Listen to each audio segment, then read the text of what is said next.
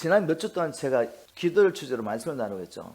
왜냐하면 이 마지막 때 우리가 하나님의 성령으로 기도하고 성령으로 말씀을 순종하고 성령으로 하지 않고는 아무도 일도 할 수가 없습니다. 그래서 바로 성령의 충만을 받고 성령을 따라 살기 위해서 하나님 앞에 나가서 간절히 기도했으면 좋겠다. 성령의 인도를 받을 때까지 하나님의 임재를 간구하며 기도했으면 좋겠다는 제 마음의 열망을 여러분과 함께 나누며 여러분이 함께 하나님의 임재를 간구하며 이 세상에 성령의 충만을 받는 저와 여러분 되기를 간절히 소원합니다. 몇 주 동안 기도를 주제로 나누며 중요한 핵심적인 내용을 한번 나눠보겠습니다.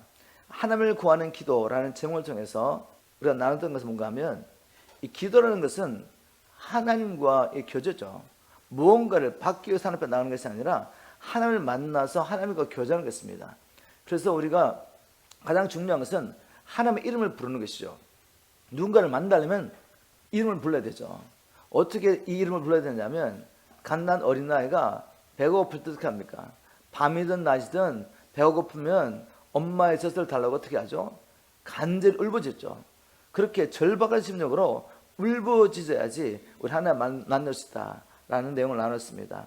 우리가 또 성령 안에서 쉬지 않고 기도하기라는 제목으로 하나님 말씀을 나누면서 우리가 무시로 성령 안에서 기도하기 위해서 어떻게 구체적으로 기도 훈련할 수 있는지 그 방법을 나눠봤습니다. 그 중에 가장 중요한 것은 시간을 정하는 것입니다. 아침 저녁으로 시간을 정해서 하나님 앞에 나가서 하나님 앞에 간구하는 것이죠. 이를 위해서는 기도하는 시간이 우리 일과 중에서 가장 중요한 시간이 된다. 기도하는 것을 최우선에 두지 않고 시간이 날 때 하려고 하면 결코 우리가 기도할 수 없습니다. 또 우리가 아침적으로 시간을 정해놓고 기도하기 위해서는 반드시 우리 삶 가운데 불편한 것들, 생존을 위해서 꼭 필요한 것이 아니라면 모든 시간을 가지치기 하지 않으면 결코 시간을 정하고 기도할 수 없다는 것을 나눠봤습니다. 무엇보다도 우리가 성령 안에서 성령의 능력으로 기도한 때까지 가기 위해서는 뭐가 필요하죠? 인내하는 믿음이 필요합니다. 포기하지 않고 인내하며 끈질기게 기도해야지 바로 이 자리까지 갈 수가 있는 거죠. 우리 포기할 수 없음을 고백합니다. 또 어제 우리가 선포의 날을 통해서 또 나눴던 말씀은 성령 충만해서 우리가 어떻게 기도할 것인가. 무엇보다도 이 성령 충만을 받는 것은 죄라고 나눴죠.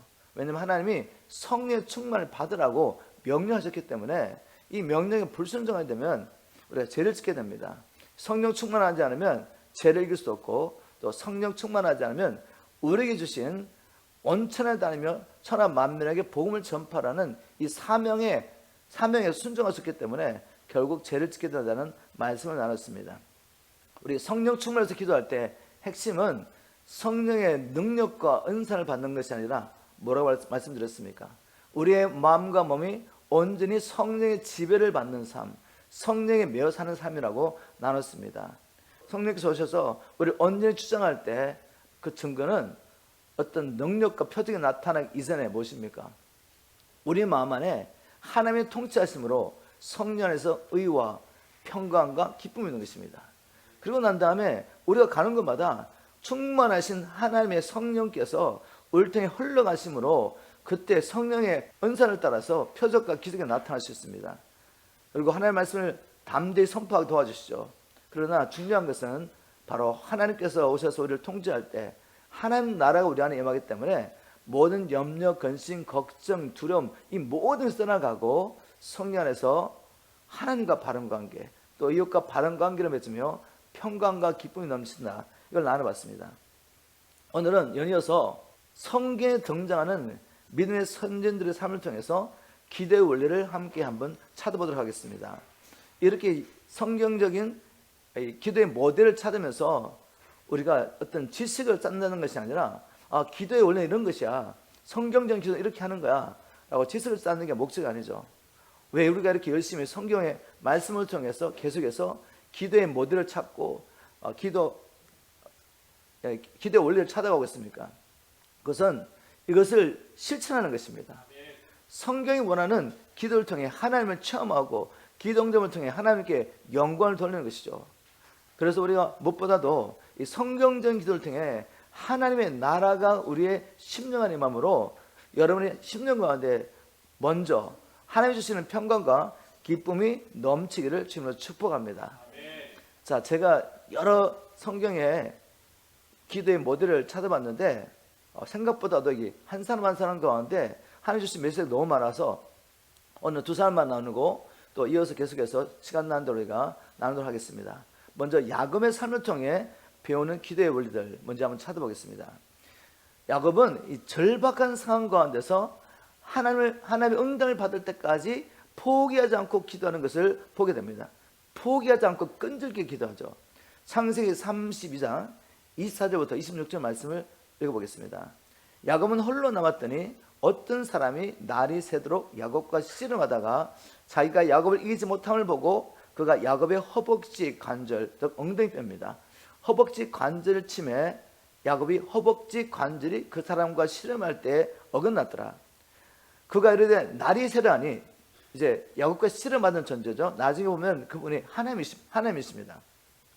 그가 이르되 날이 새려하니 나로 가게 하라. 야곱이 이르되 당신이 내게 축복하지 않으면 가게 하지 아니하겠습니다 라는 말씀이 기록됐는데, 먼저 야곱이 어떻게 이렇게 절박한 상황 가운데서 하나님을 붙잡을 수밖에 없었던지 상황 설명을 한번 보겠습니다.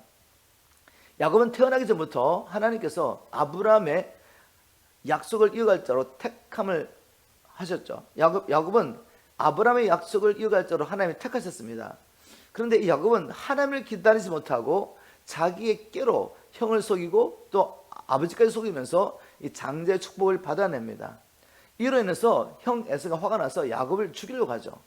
그래서 형 에서를 피해가지고 삼촌 집으로 도망을 가게 됩니다. 거기서 잠깐 있다가 올 줄 알았는데 거기서 20년을 보내게 되죠. 그 20년 동안에도 많은 시련과 환난을 경험하게 되고 또 삼촌과 또 사촌과도 관계가 좋지 않아가지고 거기서 나올 수밖에 없는 상황이 됐습니다. 이제 20년 만에 고향으로 돌아오는데 하나님의 은혜로 야곱은 가정을 이루게 되고 또한 큰 부자가 됩니다. 그래서 고향으로 돌아오는데 무엇이 생각나죠? 형과의 대면이 생각나는 것이죠. 내가 어떻게 형을 다시 볼 수 있을까? 형이 나를 향한 이 분노를 이제 사그렸을까? 아니면 여전히 나를 죽이려 할까? 두려움과 답답한 심정으로 이제 형에게 형, 나 지금 이제 고향으로 돌아가요 라고 사람을 보냅니다. 여러분, 일반적으로 20년 동안 고향을 떠났다가 돌아오면 누구에게 안부를 전해야 됩니까? 아비에게. 그때 이삭이 살아있었거든요. 이삭이 안부를 전해야 되는데 야곱이 형 에서에게 나 지금 고향으로 돌아갑니다 라고 전가를 보냈다는 것은 그만큼 형을 두라고 했다는 것이죠. 그래서 형에게 형의 마음이 어떠한지 알아보려고 종을 보내가지고 형님 저 돌아갑니다 라고 말했는데 에서가 아무 말도 하지 않고 400명의 사람을 데리고 야곱을 맞으러 갑니다. 이 소식을 듣고 난 다음에 야곱이 얼마나 두렵고 마음이 답답했겠습니까? 형이 여전히 나를 용서하지 않고 있다고 생각한 것이죠. 그래서 두려운 마음에 이제 형이 자기를 치면은 다 죽을 수 없었기 때문에 보호하기 위해서 자기 무리를 두 뜰어 나눠가지고 나가게 보내고 앞으로 내보내고 이제 자기는 어떻게 합니까? 너무 두렵고 답답한 심령에 혼자 남아서 절박한 심령으로 기도를 했던 것입니다. 자, 여기서 우리가 이 하나님을 경험하고 또 기도응답을 받기 위해서 기도 원리를 배울 수 있습니다. 그것은 뭔가 하면 우리가 하나님께 나갈 때 절박한 심령으로 나가야 됩니다. 우리가 지금 이제 포커스가 뭔가 하면 하나님, 성령님 오셔서 저의 마음과 몸을 온전히 다스려 주십시오. 하나님, 저의 삶 가운데 하나님 나라 뜻이 이루어지기를 간절히 기도합니다. 여러분, 이 기도가 절박해야 돼. 하나님의 뜻과 나라가 이루어지지 않으면 누구의 뜻이 이루어지겠습니까? 여전히 내 뜻이 이루어지게 되고, 내 뜻이 이루어진다는 것은 여전히 죄와 사단의 종으로 산다는 것인데, 이거 절박하지 않습니까? 하나님이 나를 통치하시는 것 얼마나 중요합니까? 이게 절박한 것입니다. 우리가 기도할 때 절박한 심정으로 나가서 하나님 앞에 간절히 기도해야 됩니다. 그리고 주님께서 나를 만나주시고 은혜를 베풀지 않으면 정말 살 수 없다는 그런 간절함을 가지고 전심으로 하나님의 얼굴을 구해야 됩니다. 영적의 원리, 기도의 원리를 보면 잠언 29장 13절에 너희가 전심으로 나를 찾고 찾으면 나를 만나리라고 했습니다. 또 잠언 8장 17절에도 나를 간절히 찾는 자가 나를 만날 것이다. 하나님 그냥 만날 수 없습니다. 만나도 되고 안 만나도 되고. 그래서 그냥 내가 하나님께 기도하기로 시간을 정했으니까 나가야지. 그리고 기도하시면서 집중도 하지 않고 전심으로 하나님을 구하지도 않고 딴 생각하고 계시면 하나님 만날 수 없죠. 그럼에도 불구하고 시간 정해서 새벽 기도를 나가고 하나님 앞에 기도하는 사람들은 목적이 무엇이겠습니까? 하나님을 만나는 게 목적이 아니에요. 하나님을 만나서 하나님의 음성을 듣고 하나님의 뜻이, 하나님의 나라가 내 안에 이루어지고 그래서 하나님의 영광을 받는 것이 목적이 아니라 내가 시간을 정해놓고 이렇게 경건을 훈련하고 했다라는 걸 통해서 만족하고 사람들에게 이 행위를 통해서 인정을 받고 싶은 것이죠. 여러분, 우리가 그렇게 살면 바리새인과 서기관들처럼 그 당시 종교 지도자들처럼 우리 주님 이렇게 말씀하십니다. 화 있을진저 간절히 하나님 앞에 기도하는 모습을 보이지만 그 안에 중심의 내용은 무엇입니까? 그 행위를 통해서 의롭다함을 받으려고 하고 사람들의 인정을 받으려고 합니다. 사람들에게 칭찬과 인정을 받는 것은 하나님께 미움을 받는 것입니다. 우리가 이렇게 하나님을 찾아서는 안 되겠습니다. 우리가 하나님을 찾는 목적은 하나님을 만나는 것입니다. 그리고 그분이 오셔서 진정 우리의 마음과 몸을 다스림으로 하나님 나라의 뜻이 이루어지는 것입니다. 바로 하나님의 나라가 이루어짐으로 우리가 그렇게 갈망하는 성령 안에서 평강과 기쁨이 우리 안에 충만한 것이죠. 우리 영혼이 만족하는 것입니다. 야곱은 이렇게 절박한 심령으로 간절하게 주님을 찾았을 뿐만 아니라 또 어떻게 기도하죠? 포기하지 않고 끈질기게 기도합니다. 하나님이 오셔서 야곱과 씨름하는데 이제 날이 새어서 가야 합니다. 그래서 가려고 하니까 야곱이 포기를 하지 않습니다. 환도뼈를 쳐버립니다. 허벅지 관절을 쳐가서 이제 꼼짝도 못하게 만들었는데 그래도 야곱은 보내려고 하지 않습니다. 그리고 하는 말이 무엇입니까? 당신이 내게 축복하지 않으면 가게 하지 않겠습니다. 여러분, 우리가 이렇게 간절히 주님을 붙잡아야 됩니다. 주님, 성령 충만해서 기도하고 이제 성령으로 기도하고 성령으로 하나님의 말씀을 살아내고 이제 성령의 인도를 받으며 이 마지막 때 살아야 되는데 주님께서 나를 가르쳐주지 않았으면 이제 성령으로 기도하는 법을 가르쳐주지 않고 성령으로 하나님의 말씀에 순종하는 법을 가르쳐주지 않으면 나는 절대로 주님 가게 하지 않겠습니다. 이 절박한 마음으로 우리가 하나님을 붙잡아야 합니다. 그래서 이 야곱의 삶을 통해 우리 배울 수 있는 또 기도의 원리는 기도의 응답을 받으려면 절박한 심정으로 간절히 기도할 뿐만 아니라 응답을 받을 때까지 포기하지 않고 끈질기게 기도해야 됩니다. 이것이 믿음의 기도죠. 믿음의 기도는 응답을 받을 때까지 포기하지 않는 것입니다. 응답을 받을 때까지 끝까지 기도하는 것입니다. 우리 예수님께서 기도를 가르쳐달라는 제자들에게 이 주기도문이라는, 우리가 알고 있는 주기도문이라는 기도를 가르쳐 주시죠. 그리고 이 기도를 가르쳐 준 다음에 주님이 비유를 하시는데 빵 3덩이를 구하는 친구의 비유를 통해서 제자들에게 이런 원리를 따라 기도를 해라. 그렇지만 어떻게 기도하라고요? 응답을 받을 때까지 포기하지 않고 끈질기게 기도하라고 알려주면 이런 비유를 말씀하시죠. 누가복음 11장 5절부터 13절까지 제가 한번 읽어보겠습니다. 예수께서도 이렇게 가르치셨다. 너희 가운데 누구에게 친구가 있다고 해보자. 한밤중에 그 친구에 가서 여보게 빵 3덩이만 구워주게. 친구가 여행 중에 우리 집을 찾아왔는데 내가 그 친구에게 내어놓을 것이 없다네 하고 말하면 그 친구는 침실에서 큰 소리로 이렇게 대답할 것이다. 친구여, 제발 나를 귀찮게 하지 말게. 문 단속을 하고 식구들 모두가 잠자에 들었네. 그러니 지금은 어떻게 해줄 수가 없다네. 그러나 내가 너에게 말한다. 그가 친구라는 이유로는 그 부탁을 들어주지 않을지 모르지만 아주 끈질기게 졸라대면 결국 그 친구는 잠자리에서 일어나 그 부탁을 들어줄 것이다. 이 비유를 이야기하시면서 기도도 이와 같이 하라. 기도도 이와 같이. 구하라 그러면 너에게 주실 것이요 찾으라 그러면 너희가 얻을 것이다. 문을 두드리라 그러면 너에게 열어주실 것이다. 이때 구하라 찾으라 두드리라는 것은 일회적인 사건이 아닙니다. 현재 진행력이죠. 계속해서 구하라. 언제까지? 얻을 때까지. 계속해서 찾아라. 언제까지? 찾을 때까지. 계속해서 문을 두드리라. 문이 열릴 때까지. 그러면서 지금 하실 말씀이 생각해 보아라. 너희가 왔는데 아들이 생선을 달라고 하면 뱀을 줄 아버지가 어디 있겠느냐? 이와 같이 악한 사람이라도 자기 자녀에게는 자녀가 원하는 것을 줄 알거든. 하물며 하늘에 계신 너희 아버지께서 구하는 자기 자녀에게 성령을 주시지 않겠느냐라고 말씀하십니다. 그러면 예수님께서 이 기도 원리를 가르쳐 주시고 제자들에게 끈질기게 포기하지 말고 강구해야 될 게 무엇이라고 알려주신 것입니까? 성령을 가라, 성령을. 하나님의 영이 충만해지면 거기 그 안에 모든 지혜와 지식과 능력과 필요한 모든 것이 있습니다. 하나님의 사랑과 우리가 이 땅에서 하나님 주신 사명을 감당하고 하나님 주신 계명에 순종하며 하나님의 뜻을 이 땅에 이루고 하기 위해서 필요한 모든 것이 예수 안에 있다. 예수 안에. 그러니 다른 것을 구하지 말고 성령을 구하고 예수 충만을 구하라는 것입니다. 언제까지? 응답하실 때까지.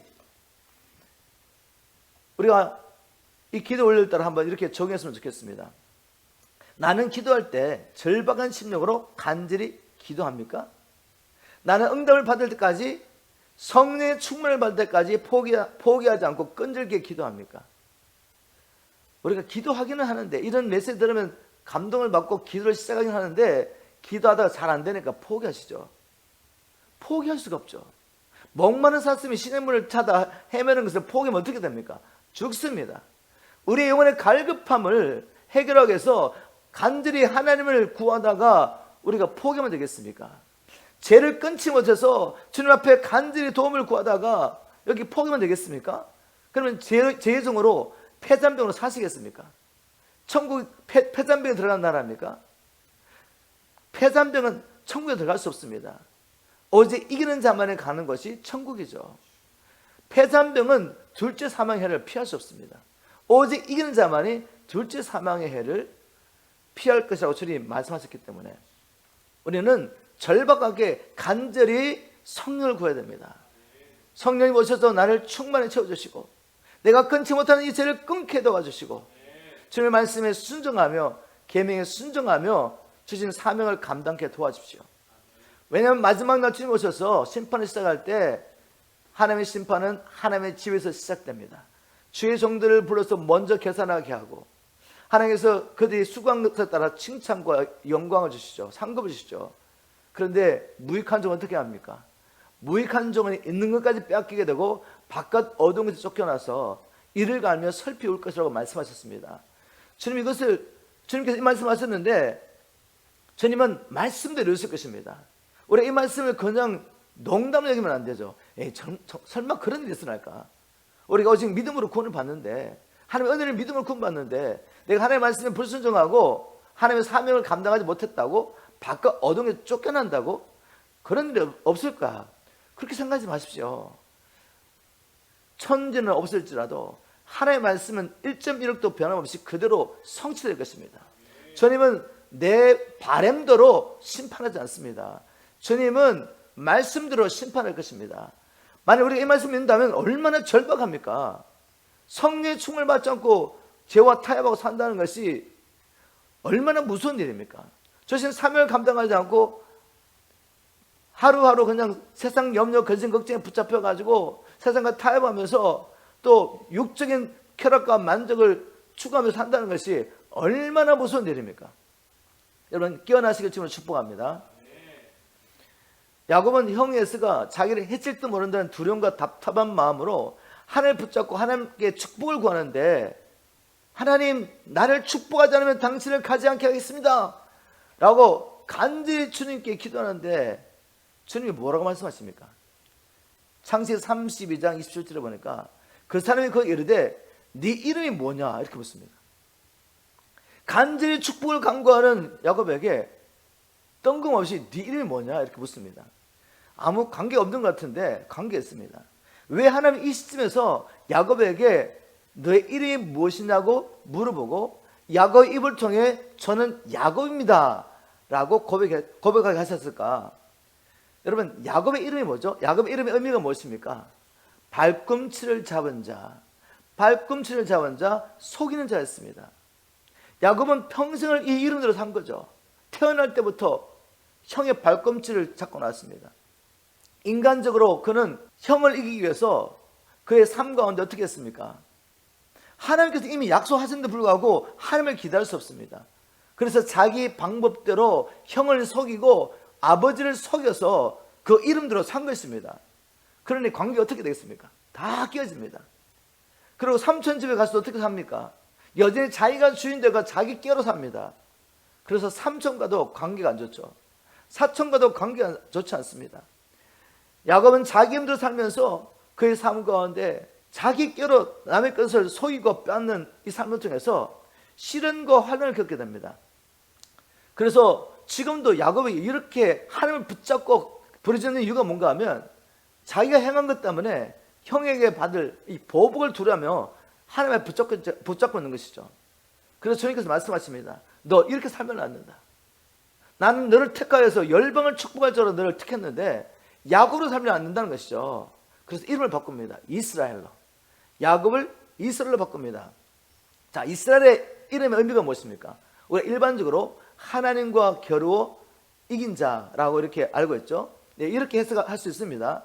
그런데 이 이스라엘의 이름을 잘 연구해보면 이 이스라엘은 이름은 싸우다는 뜻의 사라는 단어와 그리고 전능하신 하나님이라는 뜻의 엘의 합성어입니다. 이스라엘이 싸우다 그리고 전능하신 하나님 이 두 단어가 합쳐서가 이스라엘이 된 것이죠. 그래서 직역하면 하나님이 싸우신다는 말입니다. 그래서 이 딜럭스 바이블 그리고 피그츄리 성경 그리고 만나 성경에서는 이 이스라엘을 어떻게 번역했냐면 하나님이 통치하신다. 그가 하나님으로 다스리신다 라고 해석했습니다. 여러분 문맥에 보면 이게 맞는 것입니다.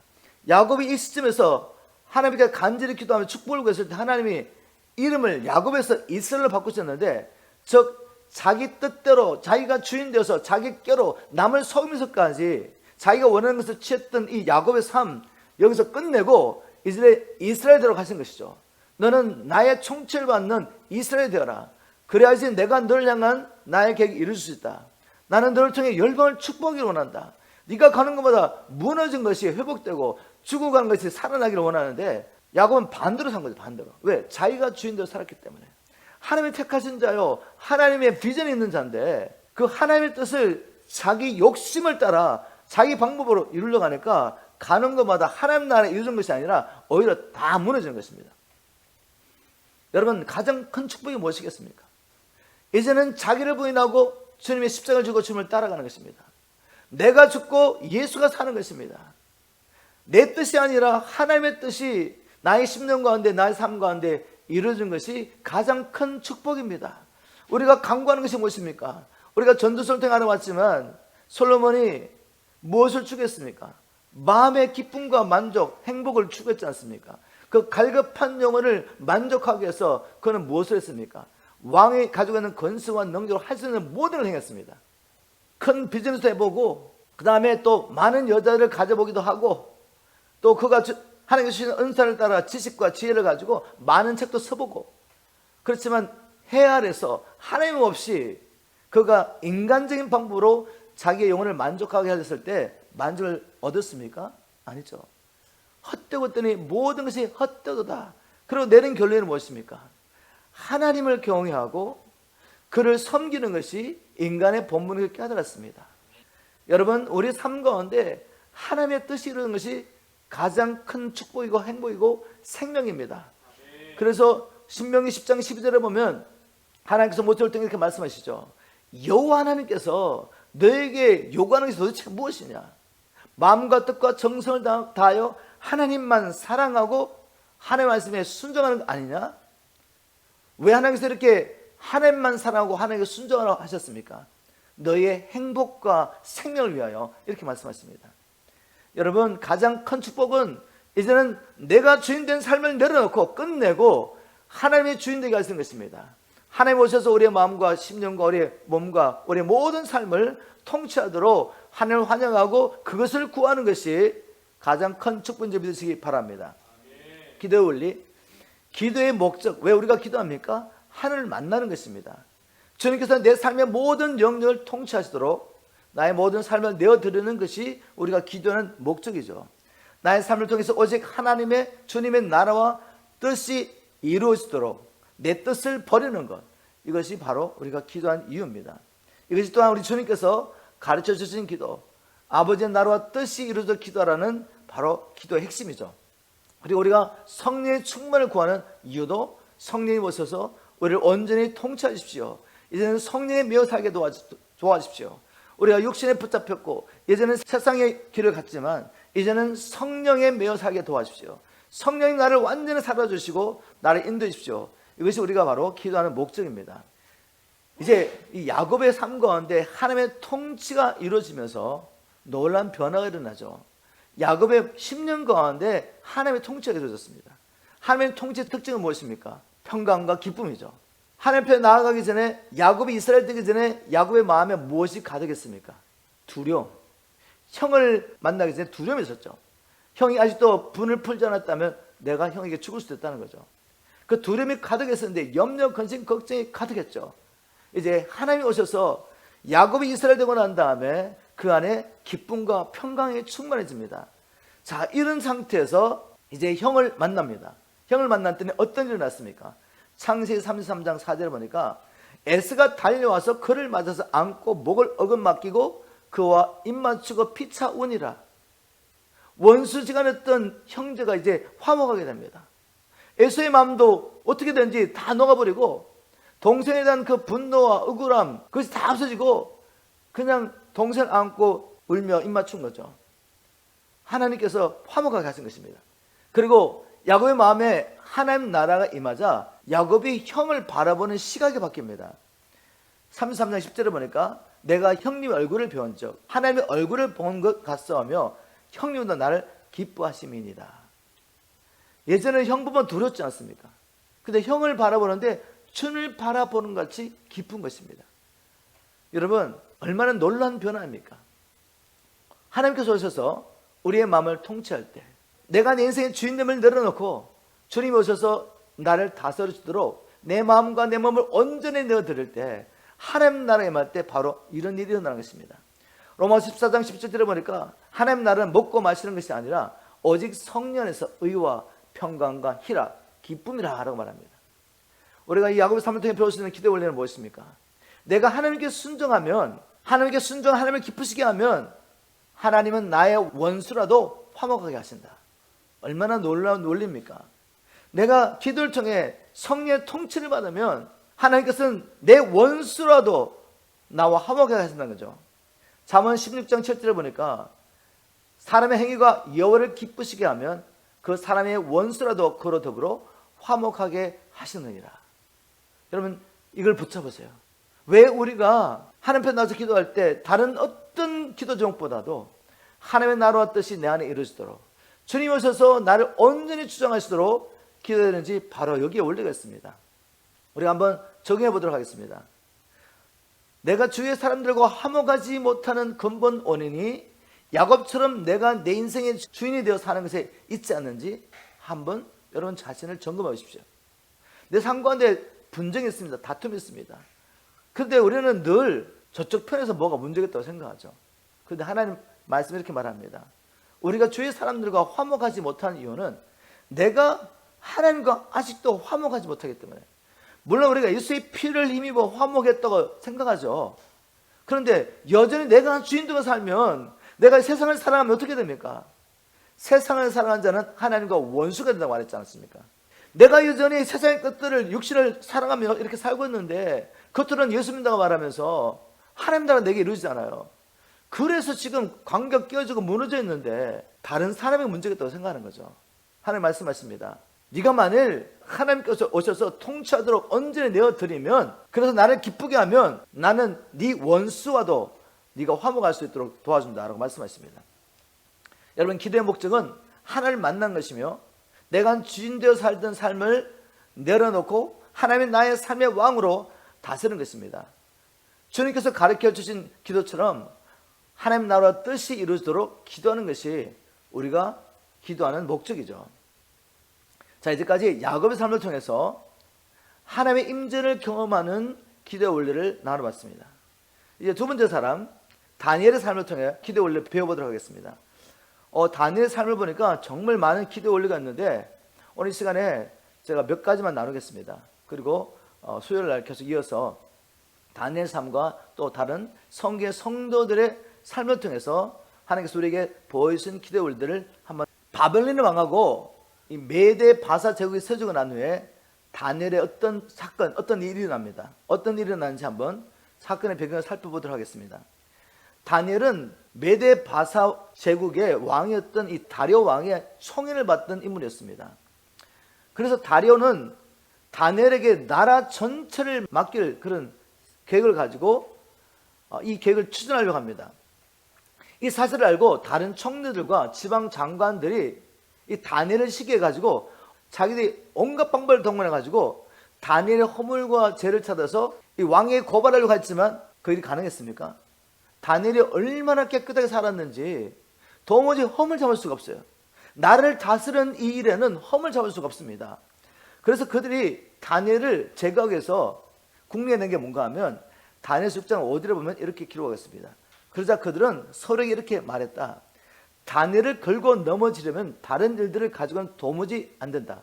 다만 한 가지, 그가 믿는 하나님의 율법에서 무슨 틈을 보아 문제를 삼아야 된다. 하나님을 믿는 이것을 가지고 우리가 다니엘을 개교로 빠뜨려 어떤 궁리를 해야 된다는 것이죠. 그래서 그들이 모일하고 만드는 계책이 무엇입니까? 다니엘서 6장 7절을 보니까 이렇게 말하고 있습니다. 이제부터 앞으로 30일 동안 왕에는 그 어떤 신이나 사람에게 무엇을 빌거나 기도하지 못하게 하는 것입니다. 만일 누구든지 이 같은 법을 어기는 자가 있으면 그 자를 가차없이 사자굴에 던져 넣기로 한 것입니다. 이 적들은 알았습니다. 다니엘은 목에 칼이 들어가도 그가 믿는 하나님 앞에 나가서 기도하는 일을 멈추지 않을 겁니다. 적들이 알았다는 거죠. 그래서 이걸 가지고 다니엘 잡을 수 있습니다. 다리오는 이 법이 다니엘을 제거하기 위한 이 간신들의 책략을 알지 못하고 금지령을 내리고 왕이 도장을 찍습니다. 그리고 온 나라의 어명으로 공포하게 됩니다. 자, 다니엘이 이 금지령이 어떤 의도로 만들어진 것을 알죠. 다니엘은 이 금지령이 자신을 제거하기 위한 원수의 책략을 알았지만 어떻게 했습니까? 10절에 보니까 다니엘이 이 조서에 의인이 찍힌 것을 알고도 자기 집에 돌아가서는 그 방에 예루살렘을 향한 열린 창에서 전에 행하던 대로 습관을 따라 하루 3번씩 무릎을 꿇고 기도하며 그 하나님께 감사했더라. 하나님 앞에 여전히 나가서 그가 정한 시간에 주님의 얼굴을 구하며 이 일로 인해서도 하나님께 감사를 드렸습니다. 자, 이 말씀을 통해 우리 다니엘의 기도 습관을 배울 수 있죠. 다니엘은 하나님께 나아가서 기도하는 것을 자신의 삶 가운데 최우선 순위에 두었습니다. 자기 생명보다도 하나님께 나가서 기도하는 일에 최우선순위를 둔 것입니다. 이거 너무 중요하죠. 목숨보다도 하나님을 만난 것을 여러분 중요하게 여겨야지 이 마지막 때에 우리가 어떠한 일이 일어난다 할지라도 하나님 앞에 나가서 기도할 수 있습니다. 그리고 범사에 감사할 수 있고 그 하나님과 교제를 통해서 환난을 이길 수 있는 길을 찾습니다. 그리고 하나님의 뜻이 만약에 우리가 순교하는 것이라면 순교할 수 있는 능력을 어디서 받습니까? 바로 하나님과 교제 가운데 찾는 것이죠. 하나님과 교제하는 가운데 이 하나님의 능력을 받게 됩니다. 앞으로 30일 동안 왕이 아닌 다른 신이나 사람에게 빌거나 기도하면 사자굴에 던지게 되는 것을 알면서도 다니엘은 습관을 따라 하루 3번 무릎을 꿇고 하나님께 나가서 기도하며 감사했습니다. 여러분, 이 다니엘 업무가 얼마나 막중한지 몰라요. 한 나라가 아닙니다. 대한민국 하나가 아니란 말이죠. 제국을 다스리는 총리 역할을 했어요. 총리.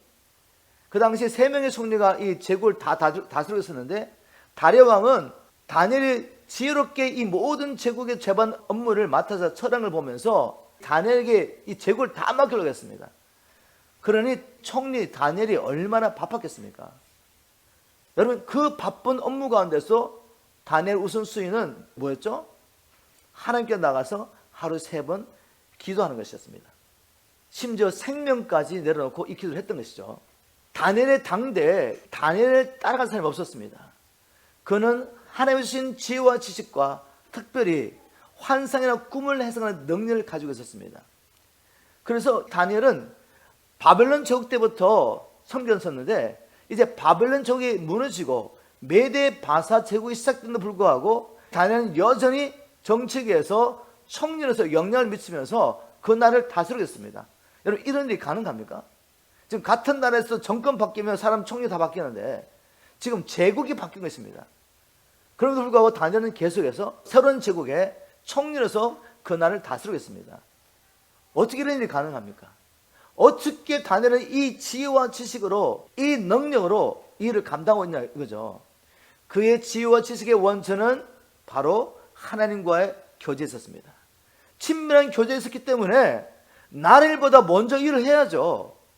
하나님께 나아가서 지혜와 지식을 받아야지, 능력을 받아야지 이 나라를 하나님의 뜻대로 다스릴 수 있으니까 그는 먼저 하나님의 얼굴을 구한 것입니다. 이 일을 실패하면 결국 나를 다스리는 데 실패하는 것입니다. 여러분, 이 비밀을 깨닫게 되기를 지금 축복합니다. 여러분, 정말 이제 남은 생에 주를 위해 살고 계십니까? 주의 뜻을 이루어서 하나님을 기쁘시게 하려고 살고 있냐 말이죠. 하나님 나라를 발견한 자로서 그 영원한 하나님의 나라를 위해서 생명을 바쳤습니까?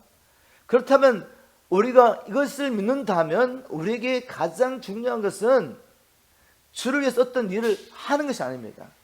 먼저 주님의 얼굴을 구해야죠. 주인의 뜻이 무엇인지 물어봐야지.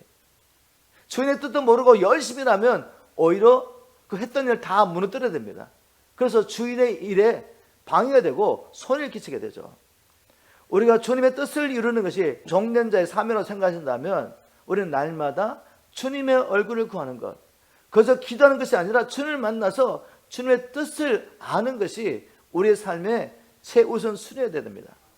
그리고 그 뜻을 내 열심과 내 재능으로 또 사람들 동원해서 이루어가는 게 아니죠.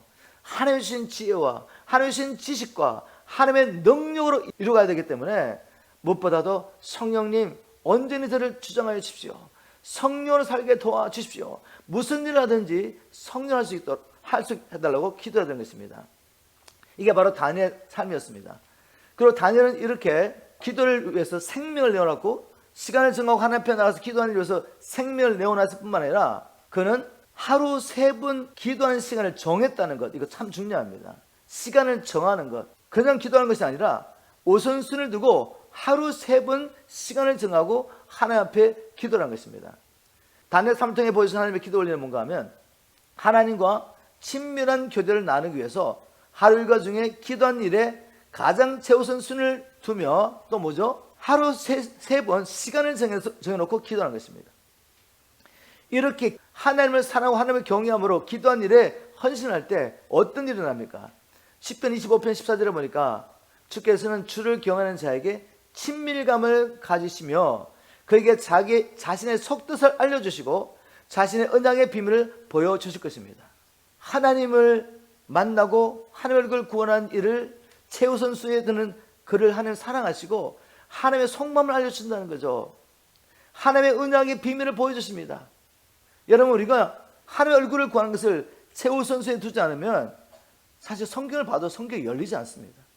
성경을 왜 보시는데요? 거기서 뭔가 새로운 지식을 얻어서 내가 얼마나 성경을 많이 하는지 가르치려고 보십니까? 아니죠. 성경 속에서 하나님의 뜻을, 하나님의 비밀을 알고 싶다면 주님 말씀하십니다. 하나님을 경외하라. 하나님을 엄밀히 간절히 주님을 찾으라는 것이죠. 그러면 주님이 친밀하심을 보여줄 것이다. 이게 바로 우리 주님의 삶이었죠. 우리 주님은 새벽 미명에 또 밤이 맞도록 또 사역을 하다가도 중간에 모든 사역을 내려놓고 아버지 얼굴을 간절히 구하십니다. 그래서 아버지가 사랑하셔서 아들에게 모든 것을 다 보여주셨습니다. 이런 은혜가 우리의 길을 주님을 축복합니다. 한번 우리 적용해 보겠습니다. 나는 주님 안에 모든 지혜와 지식의 보호가 있음을 믿음으로 하루 일과 중에 아침 저녁으로 시간을 정하고 하나님 앞에 나아가고 있습니까? 제가 여러분에게 도전하고 또 저도 실천한 건 뭔가 하면 최소한 아침 저녁에 시간을 정하고 하나님 앞에 나아가자. 이 시간의 주인이 주님이라면 주님이 하루 24시간 중에 무엇을 가장 기뻐하실까? 답은 나왔죠. 뭘 기뻐하시겠습니까? 24시간에 이 시간이 주님의 것이에요. 그렇다면 주님이 가장 기뻐하는 일은 무엇이겠습니까? 주님의 얼굴을 구하는 거죠. 주님과 친밀한 교제를 나누는 것이죠. 주님의 사랑과 능력을 그 시간에 우리가 경험하는 것입니다. 여러분, 꼭 이것을 실천하기를 주님을 축복합니다. 또 다니엘 삶 가운데 우리가 기대 올려 배울 수 있는데, 그래서 뭔가 하면 다니엘은 부지런히 말씀을 연구하면서 말씀과 주님의 뜻을 발견하고 난 다음에 그 말씀을 붙잡고 기도했다는 거죠. 다니엘서 9장 1절부터 3절을 보겠습니다. 쉬운 말 성경. 메대 사람인 아수에로의 아들 다리오가 바벨로니아의 왕에 오른 첫 해, 곧 다리오가 나를 통치하기 시작하던 첫 해에 나 다니엘이 두루마리 책에 적힌 하나님의 말씀을 연구하다가, 이 두루마리 책은 예레미야였습니다. 예레미야서. 두루마리 책에 적힌 하나님의 말씀을 연구하다가 주께서 예언자 예레미야에게 예루살렘의 황폐함에 관한 연순을 정해준 사실을 깨닫게 되었다. 곧 예루살렘의 황폐함이 70년 만에 끝날 것이라고 주께서 말씀하신 사실을 알게 되었다. 하나님의 백성들이 범죄함으로 말미암아 하나님께서 하나님의 백성들을 징계하시고 하나님의 백성들이 다 흩어졌습니다. 북이스라엘은 아수르에 망하고 남유다는 바벨론에 망해가지고 다 흩어졌습니다. 그런데 하나님께서 하나님의 백성들을 자기 이름의 영광을 위해서 다시 회복하시고 이 민족을 통해서 이 민족을 정인 삼으시고 하나님을 열방에 선포할 계획을 계속 이루어가십니다. 무엇보다 이 유대 민족을 통해서 하나님은 메시아 예수 그리스도를 보내실 계획하셨습니다. 그래서 회복하실 것을 계획하신 것이죠. 그것이 바로 70년의 시간이었습니다. 70년의 징계의 시간이 끝나면 남은 자들이 다시 본토로 돌아온다. 이걸 발견했습니다. 하나님의 뜻을 발견했습니다. 그 다음에 진짜 기도가 시작되는 겁니다. 하나님의 뜻을 붙잡고 기도해야지 하나님 응답하시니까. 이 약속을 붙잡고 9장 3절을 보면 그러므로 하나님의 뜻을 발견하고 그러므로 하나님의 뜻은 70년 만에 하나님의 백성의 남은 자들이 고토로 돌아가는 것이기 때문에 그러므로 나는 굵은 베옷을 걸치고 잿더미에 앉아 금식하면서 하나님께 열심히 기도하며 간구했다. 열심히 기도하고 간구했는데 무엇을 붙잡고요? 내 뜻이 아니에요. 내 소원이 아닙니다. 그것이 아니라 하나님의 뜻을 붙잡고, 우리가 겉으로 보면은 정말 하나님을 위한 것처럼 간절히 붙잡고 간구하는데 그것이 오히려 마귀가 우리를 통해 역사하는 것일 수 있습니다. 그 예를 들어서 베드로가 어떻게 했습니까? 예수님께서 예루살렘 올라가면 고난을 받고 죽을 거라고 말했는데 간절히 붙잡고 부탁합니다. 주님, 그렇게 하지 마십시오. 절대로 그런 일이 있지 않을 것입니다. 겉으로 보면 주님을 위한 것 같잖아요. 그리고 베드로도 자기 주인을 위해서, 자기가 주라고 부르는 그 예수를 위해서 정말 생명 바치고 내가 당신 보호할 거니까 주님 그런 일 없습니다 라고 간절히 구하고 있지 않습니까? 근데 그게 주님의 뜻이었습니까? 아니었죠. 겉으로 보면 주님을 위한 것 같았지만 자기 생각이었죠. 오히려 주님께서 그것을 보시면서 간절히 간구하는, 붙잡고 주님께 간구하는 베드로 보시면서 사단아 내 뒤로 물러가라고 책망하시죠. 네가 왜 하나님의 일을 생각하지 않고 사람의 일을 생각하느냐고 책망하시지 않습니까? 중요한 것은 하나님을 위한 것처럼 보이는 것을 붙잡고 열심으로 희생적으로 기도하는 것이 아니라 하나님의 뜻을 먼저 발견하는 것입니다. 그래서 우리가 어떤 사람이 되어야 되죠? 간절히 말씀을 연구하는 사람이 되어야 되죠. 말씀을 연구하고 말씀 붙잡고 기도해야 됩니다. 제가 시간 관계상 몇 사람만 성경 안에서 찾아보겠습니다. 솔로몬이 성전 건축을 마치고 이제 기도하는데 어떻게 기도하냐면 솔로몬의 기도를 들어보면 다 말씀이에요. 말씀. 구약에 있는 말씀들을 붙잡고 기도하는 것이죠. 역대 6장 14절 이스라엘의 하나님 여호와여 천하에 주와 같은 신이 없습니다. 주는 온전한 마음으로 주께 순종하고 주의 뜻대로 살려고 하는 모든 사람들에게 주의 언약을 지키시고 사랑을 베푸시는 신이십니다. 이렇게 기도할 때 그냥 자기 생각대로 기도한 게 아니에요. 출애굽기 15장 11절 신명기 7장 9절 말씀을 인용하면서 기도한 것입니다. 말씀 붙잡고 기도했습니다. 그래 우리가 능력 있는 기도, 하나님의 기뻐하신 기도, 응답하시는 기도를 하려면 말씀 충만 받으셔야죠. 성령께서 가르쳐 주신 대로 말씀이 열려야 합니다. 자, 여호사밧 왕, 유다의 여호사밧 왕은 선왕 중에 한 사람이었습니다. 근데 이렇게 주님 뜻대로 살기 원하고 왕이 친히 나가서 백성들에게 하나님 앞에 돌아오도록 부흥을 일으켰던 왕인데 어려움을 겪게 됩니다.